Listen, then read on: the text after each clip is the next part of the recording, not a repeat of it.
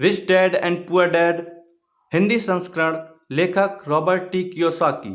प्रस्तावना। इसकी बहुत ज़रूरत है।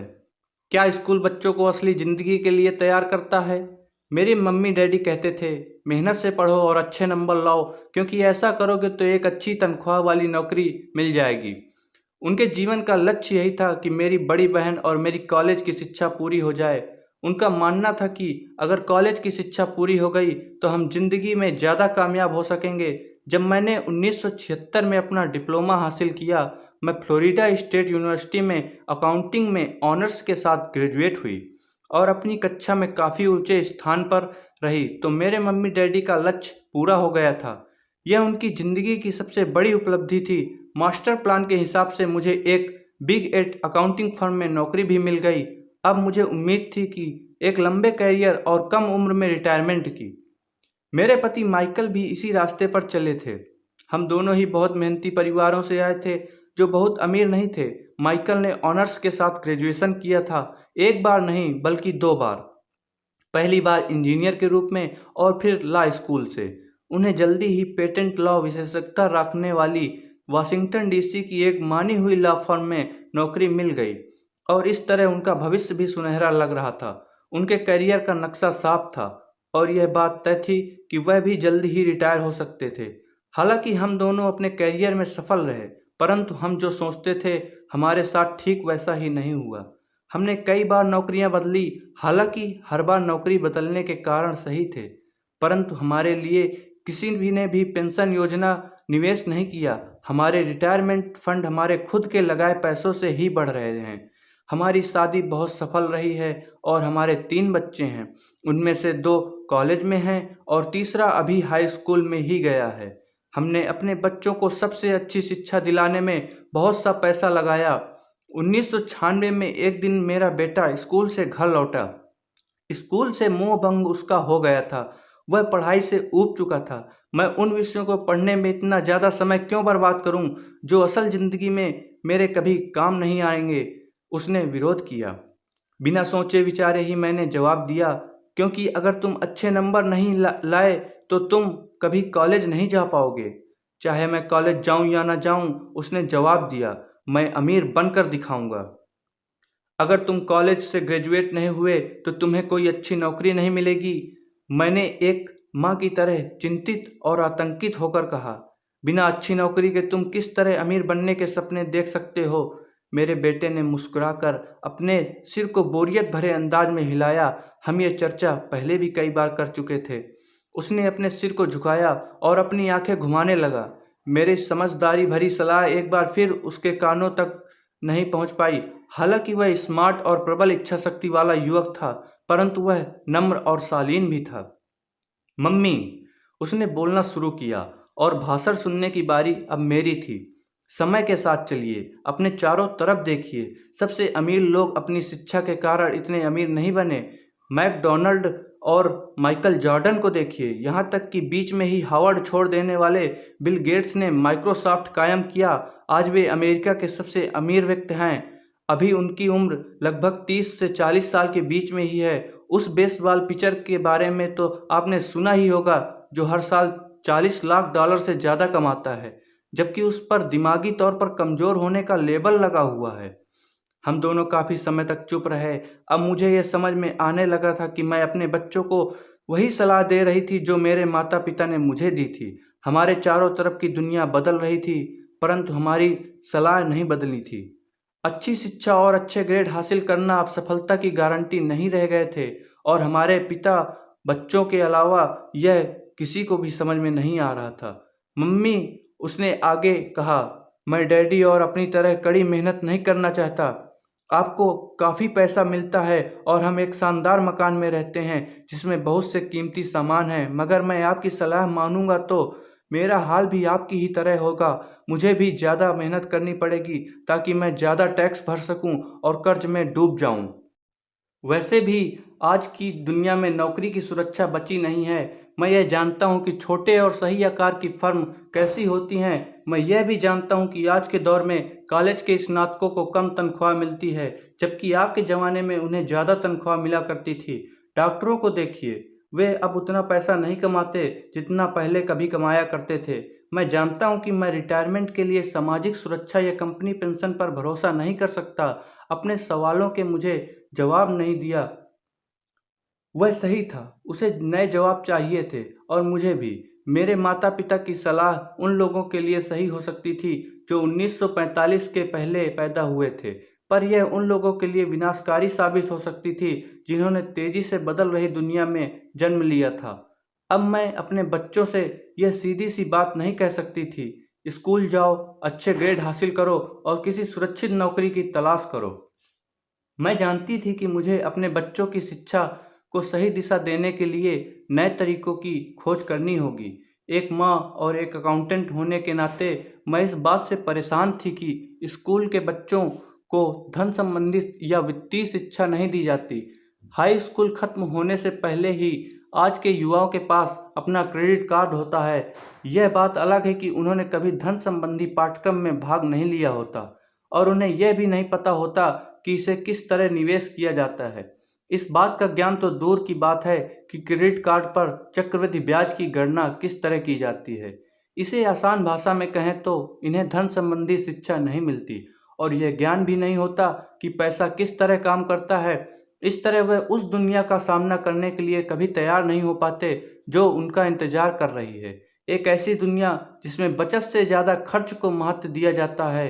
जब मेरा सबसे बड़ा बेटा कॉलेज के शुरुआती दिनों में अपने क्रेडिट कार्ड को लेकर कर्ज में डूब गया तो मैंने उसके क्रेडिट कार्ड को नष्ट करने में उसकी मदद की।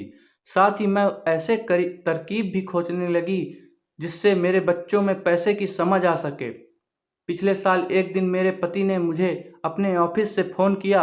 मेरे सामने एक सज्जन बैठे हुए हैं और मुझे लगता है कि तुम उससे मिलना चाहोगी। उन्होंने कहा, उनका नाम रॉबर्ट कियोसाकी है। वे व्यवसायी हैं और निवेशक हैं तथा वे एक शैक्षणिक उत्पाद का पेटेंट करवाना चाहते हैं। मुझे लगता है कि तुम इसी चीज़ की तलाश कर रही थी जिसकी मुझे तलाश थी। मेरे पति माइक रॉबर्ट कियोसाकी द्वारा बनाए जा रहे नए शैक्षणिक उत्पाद कैशफ्लो से इतने प्रभावित थे कि उन्होंने इसके परीक्षण में हमें बुलवा लिया।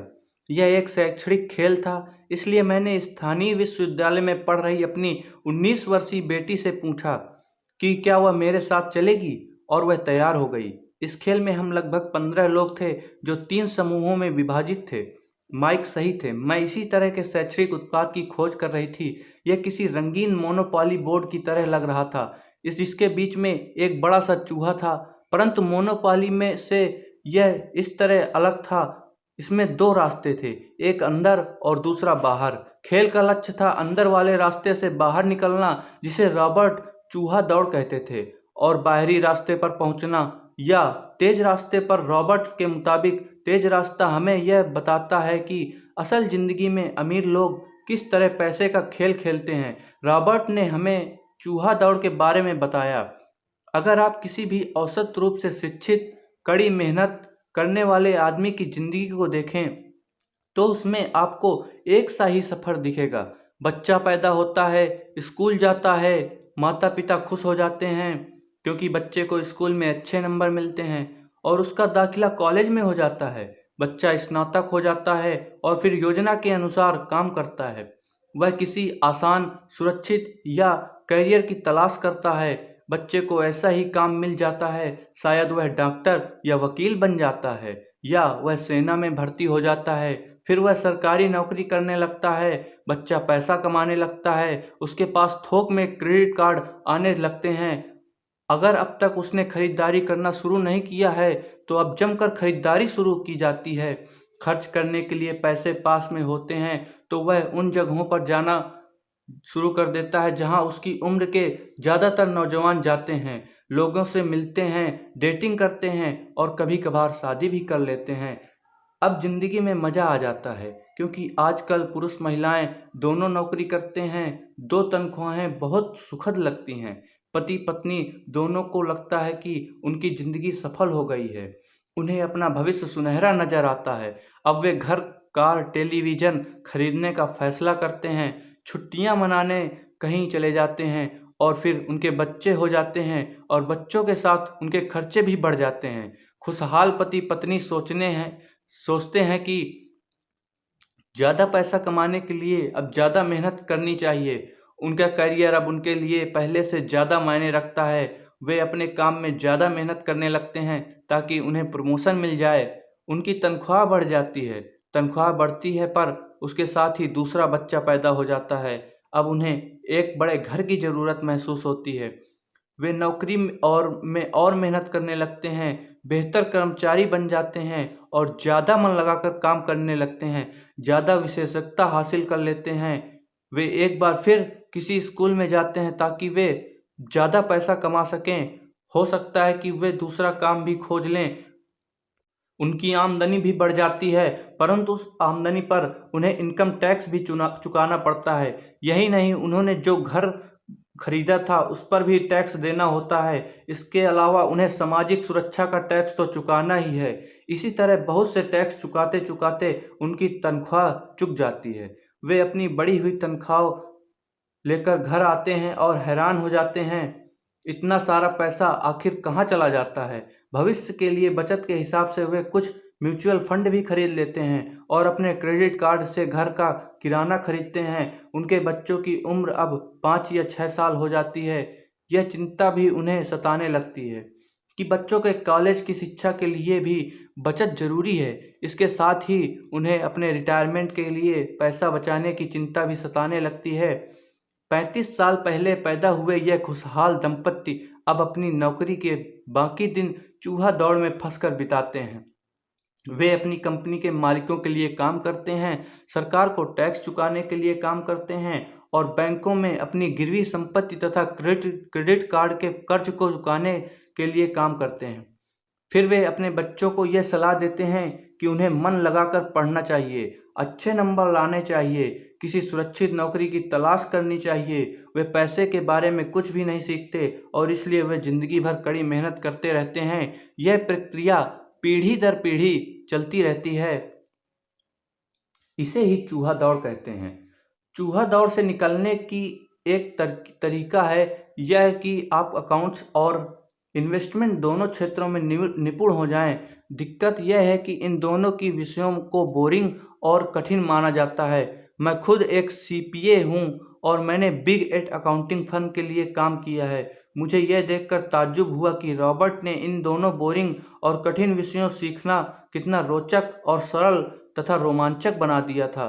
सीखने की प्रक्रिया इतनी अच्छी तरह छुपा ली गई थी कि जब हम चूहा दौड़ से बाहर निकल कर आए तो हमें लग रहा था कि हम कोई खेल खेल रहे थे। शुरू में तो हम एक नए शैक्षणिक खेल का परीक्षण कर रहे थे, परंतु जल्द ही इस खेल में मुझे और मेरी बेटी को मज़ा आने लग गया। खेल के दौरान हम लोगों दोनों ने ऐसे विषयों पर बात कर रहे थे जिनके बारे में हमने पहले कभी बातें नहीं की थी।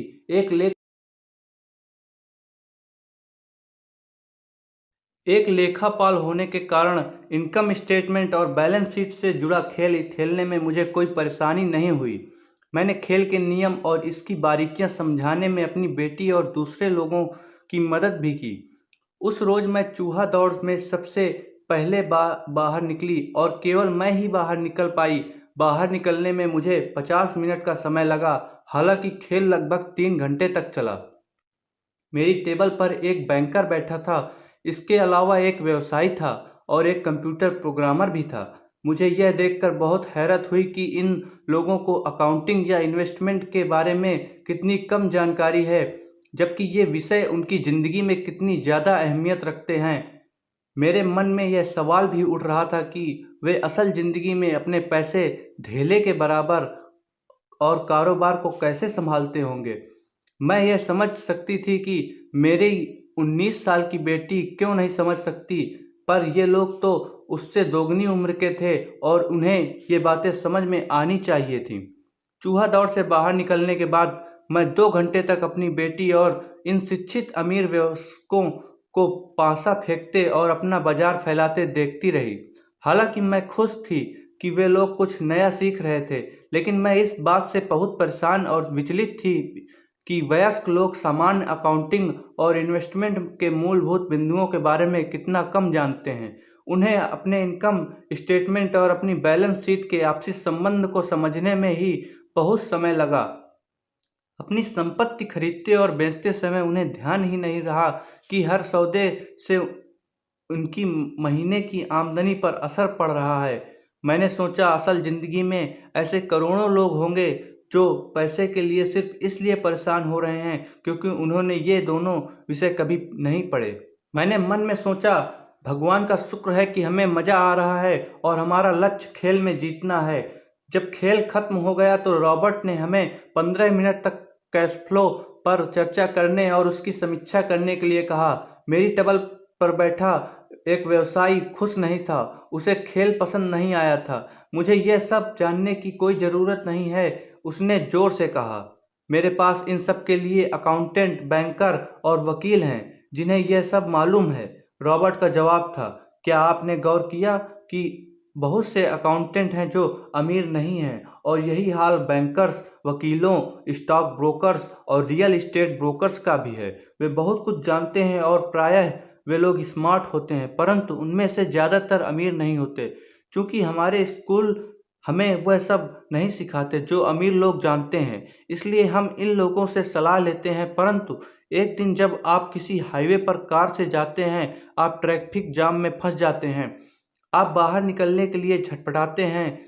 जब आप अपनी दाईं तरफ देखते हैं तो वहां आप देखते हैं कि आपका अकाउंटेंट भी उसी ट्रैफिक जाम में फंसा हुआ है। फिर आप अपनी बाईं तरफ देखते हैं और आपको वहां अपना बैंकर भी उसी हाल में नजर आता है।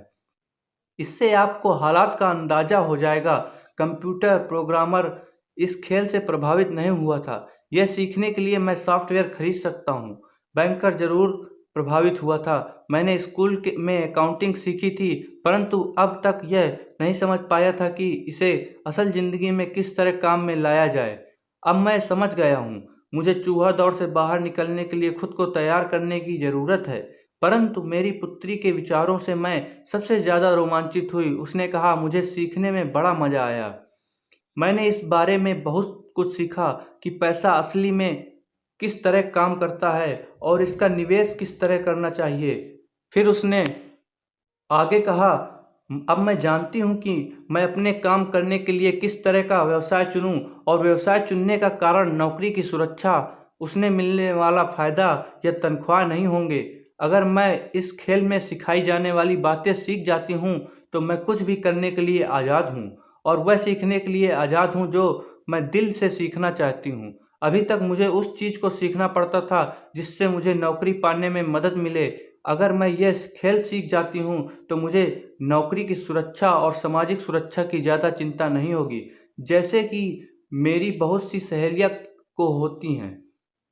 खेल खत्म होने के बाद मुझे रॉबर्ट से बात करने के लिए ज़्यादा समय नहीं मिला। हमने उनकी योजना पर आगे बातें करने के लिए बाद में मिलने का फैसला किया। इतना तो मैं जानती थी कि इस खेल के बहाने रॉबर्ट यह चाहते थे कि लोगों में पैसे की बेहतर समझ विकसित हो सके। यही कारण था कि मैं उनकी योजनाओं के बारे में ज़्यादा जानने के लिए उत्सुक थी। मेरे पति और मैंने रॉबर्ट और उनकी पत्नी के साथ अगले हफ्ते डिनर मीटिंग रख ली। हालांकि यह हमारा पहला सामाजिक मेल जोल था, फिर भी हमें ऐसा महसूस हो रहा था जैसे हम एक दूसरे को बरसों से जानते हों। हमने पाया कि हम में बहुत सी बातें एक जैसी हैं। हमने बहुत से विषयों पर बातें की, खेलों, नाटकों, रेस्तराओं और सामाजिक आर्थिक विषयों पर। हमने बदलती हुई दुनिया के बारे में भी बातें की। हमने इस मुद्दे पर बहुत समय तक विचार किया कि ज़्यादातर अमेरिकी कैसे अपने रिटायरमेंट में कम पैसा बचा पाते हैं या बिल्कुल भी नहीं बचा पाते। हमने सामाजिक सुरक्षा और मेडिकेयर की लगभग दिवालिया हालत पर भी विचार किया। क्या हमारे बच्चों को 7 करोड़ वृद्ध लोगों के रिटायरमेंट के लिए टैक्स चुकाना होगा? हम हैरान थे कि लोग पेंशन योजना के भरोसे बैठकर कितना बड़ा खतरा मोल ले रहे हैं। रॉबर्ट की सबसे बड़ी चिंता यह थी कि अमीरों और गरीबों के बीच फासला लगातार बढ़ता जा रहा है। ऐसा न सिर्फ अमेरिका में हो रहा है बल्कि पूरी दुनिया में हो रहा है। रॉबर्ट स्वशिक्षित और स्वनिर्मित व्यवसायी थे। वे दुनिया भर में निवेश कर चुके थे और 47 वर्ष की उम्र में रिटायर होने में सफल हो गए थे। वे काम इसलिए कर रहे थे क्योंकि उन्हें भी वह चिंता जो मुझे अपने बच्चों को लेकर सता रही थी वे जानते थे कि दुनिया बदल चुकी है, परंतु इसके बावजूद शिक्षा पद्धतियां बिल्कुल भी नहीं बदली थी। रॉबर्ट के अनुसार बच्चे सालों तक दकियानूसी शिक्षा पद्धति में अपना समय गुजारते हैं और ऐसी विषय पढ़ते हैं जो उनके जीवन में कभी भी कहीं भी काम नहीं आती, और वे ऐसे दुनिया के लिए तैयार करते हैं जिसका अब नामो निशान भी नहीं बचा।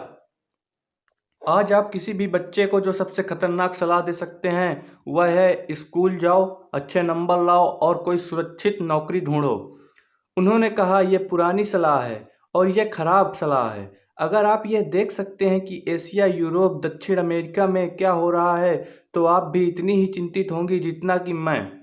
रॉबर्ट के अनुसार यह बुरी सलाह है, क्योंकि अगर आप चाहते हैं कि आपके बच्चे का भविष्य आर्थिक रूप से सुरक्षित हो तो आप पुराने नियमों के सहारे नए खेल को नहीं खेल सकते।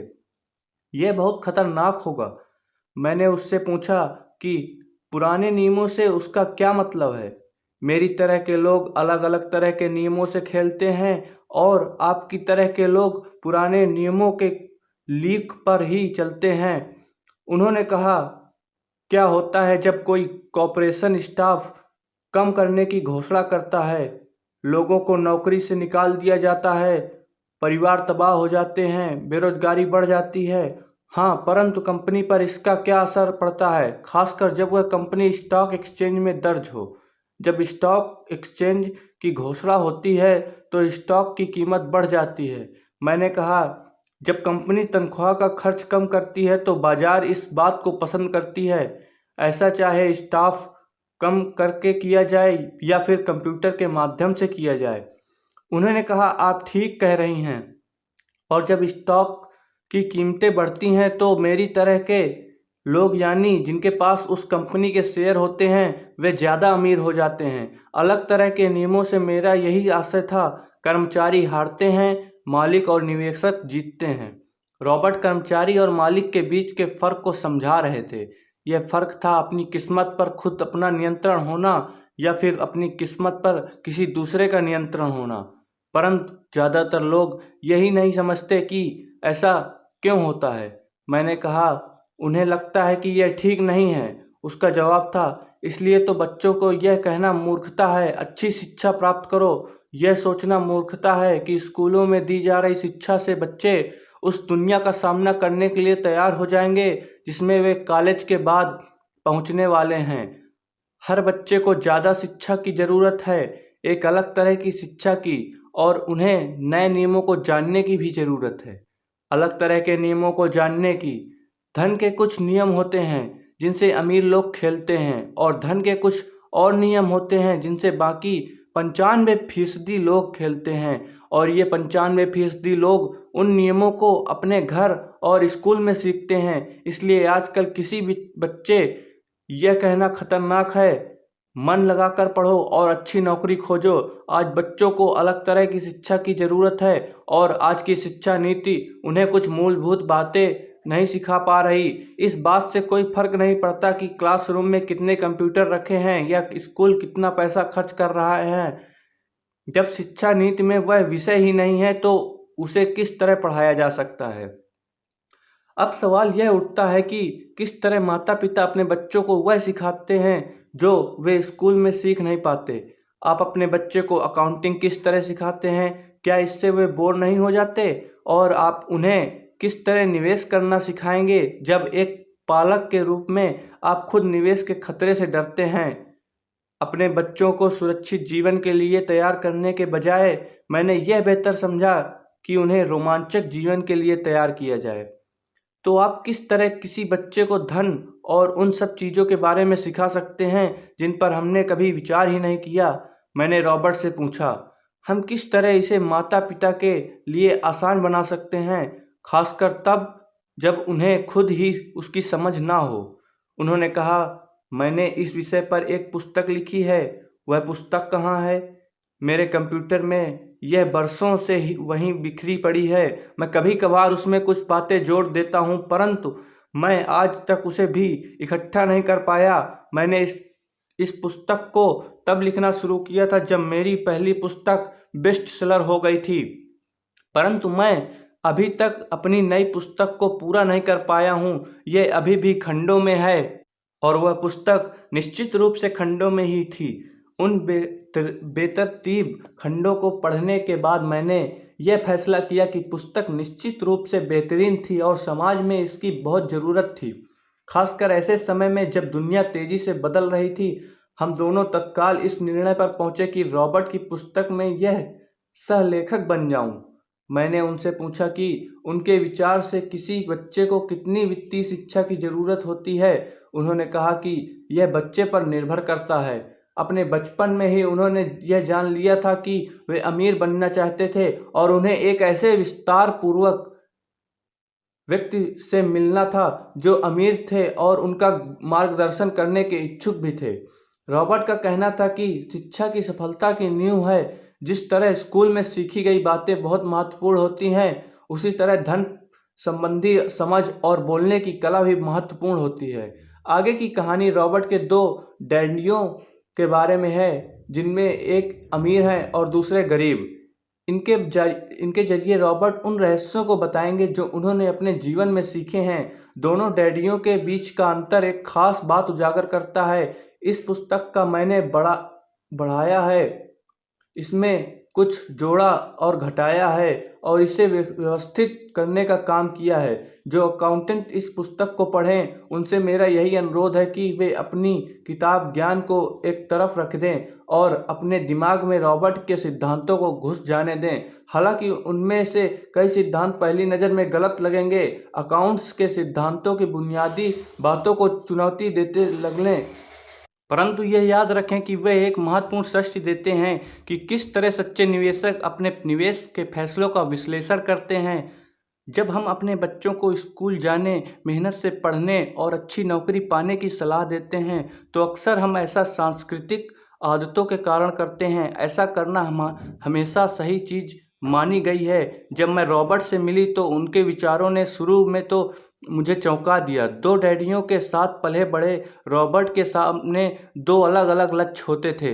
उनके पढ़े लिखे डैडी उन्हें कॉरपोरेशन में नौकरी करने की सलाह देते थे, उनके अमीर डैडी उन्हें कॉरपोरेशन का मालिक बनने की सलाह देते थे। दोनों ही कामों में शिक्षा की ज़रूरत थी, परंतु पढ़ाई के विषय बिल्कुल अलग अलग थे। पढ़े लिखे डैडी रॉबर्ट को स्मार्ट बनने के लिए प्रोत्साहित करते थे। अमीर डैडी रॉबर्ट को यह जानने के लिए प्रोत्साहित करते कि किस तरह स्मार्ट लोगों की सेवाएं ली जाएं। दो डैडियों के होने से कई समस्याएं भी पैदा हुई।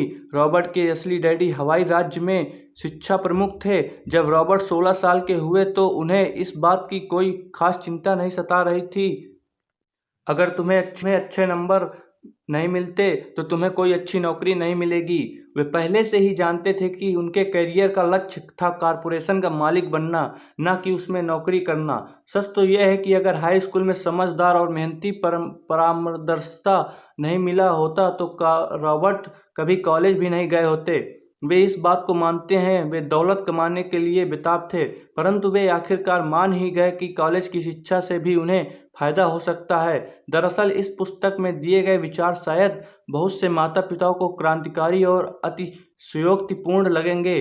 कई लोगों को तो अपने बच्चों को स्कूल में रखने में ही काफ़ी मेहनत करनी पड़ रही है, परंतु बदलते हुए समय को देखते हुए हमें नए और जोखिम भरे विचारों की तरफ ध्यान देने की ज़रूरत है। अपने बच्चों को कर्मचारी बनने की सलाह देने का मतलब यह है कि हम उन्हें ज़िंदगी भर अपनी खून पसीने की कमाई से इनकम टैक्स और भी न जाने कितने टैक्स चुकाने की सलाह देते हैं और इसके बाद भी पेंशन की कोई गारंटी नहीं होती। और यह सच है कि आज के ज़माने में टैक्स किसी भी व्यक्ति का सबसे बड़ा खर्च है। हकीकत में ज़्यादातर परिवार तो जनवरी से आधी मई तक सिर्फ अपने टैक्स चुकाने के लिए ही सरकार की नौकरी करते हैं। आज नए विचारों की बहुत ज़रूरत है और यह पुस्तक हमें नए विचार देती है। रॉबर्ट का दावा है कि अमीर लोग अपने बच्चों को अलग तरह की शिक्षा देते हैं। वे अपने बच्चों को घर पर सिखाते हैं, डिनर टेबल पर। हो सकता है कि यह विचार वे ना हों जिन पर आपके बच्चों के साथ बातें करते हों, परंतु उन पर नज़र डालने के लिए धन्यवाद। और मैं आपको सलाह देती हूँ कि आप खोज करते रहें। एक माँ और एक सीपीए होने के नाते मैं तो यही सोचती हूँ कि अच्छे नंबर लाना और एक बढ़िया नौकरी पा लेना एक पुराना विचार है। हमें अपने बच्चों को नए तरह के विचार देने होंगे, हमें उन्हें अलग तरह की शिक्षा देनी होगी। शायद हम अपने बच्चों को यह सिखाएं कि अच्छे कर्मचारी होने के साथ साथ वे अपना सुख दुख खुद का निवेश कॉरपोरेशन भी खोल सकें। दोनों का यह तालमेल बढ़िया रहेगा। एक माँ होने के नाते मुझे उम्मीद है कि यह पुस्तक सभी अभिभावकों के लिए फायदेमंद होगी। रॉबर्ट लोगों को यह बताना चाहते हैं कि कोई भी व्यक्ति अगर ठान ले तो अमीर बन सकता है। अगर आप एक माली या गेटकीपर हैं या पूरी तरह बेरोजगार हैं तो भी आप में खुद को और अपने परिवार के लोगों को धन संबंधी बातें सिखाने की काबिलियत है। यह याद रखें कि धन संबंधी बुद्धि या वह दिमागी तरीका है जिससे हम अपनी धन संबंधी समस्याओं को सुलझाते हैं। आज हम ऐसे विश्वव्यापी तकनीकी परिवर्तनों का सामना कर रहे हैं जिनका सामना हमने आज से पहले कभी नहीं किया। किसी के पास भी जादू की पुड़िया नहीं है, परंतु एक बात तो तय है, ऐसे परिवर्तन हमारे सामने आने वाले हैं जो हमारे यथार्थ से परे हैं। कौन जाने भविष्य हमारे लिए क्या लाता है, पर जो भी हो हमारे पास दो मूलभूत विकल्प हैं। या तो हम सुरक्षा की राह पर चलें या फिर हम स्मार्ट बनकर खुद को धन संबंधी क्षेत्रों में शिक्षित करें और अपने बच्चों की धन संबंधी प्रतिभा को भी जागृत करें। तो प्रस्तावना यहीं पर समाप्त होती है। मिलते हैं नेक्स्ट अध्याय में।